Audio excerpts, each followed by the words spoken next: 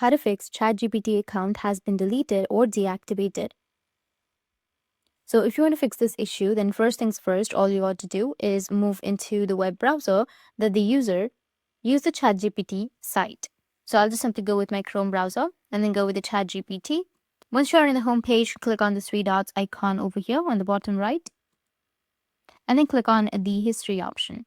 Just swipe and then you will find the history, tap on it. All of the browsing history will be available to you. You need to go with delete browsing data, which will be in the bottom, and delete the data from chatgpt.com. So hold on to the ChatGPT and then just simply go with delete.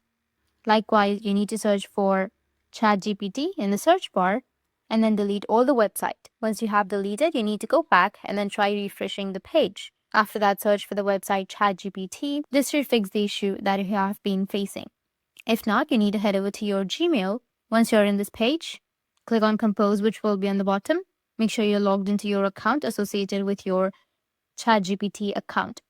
Once you're in this page, in this section, you'll need to enter the mail of the ChatGPT support, which is you need to enter support@openai.com.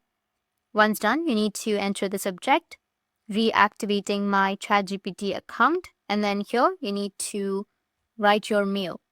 You need to write, Dear OpenAI support, my ChatGPT account was deactivated and I see the message. Please contact through our help center. Could you please review and help me restore access?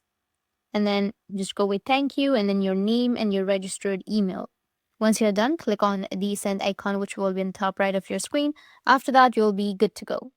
That's it. And if you have any questions, feel free to comment below. Thanks for watching.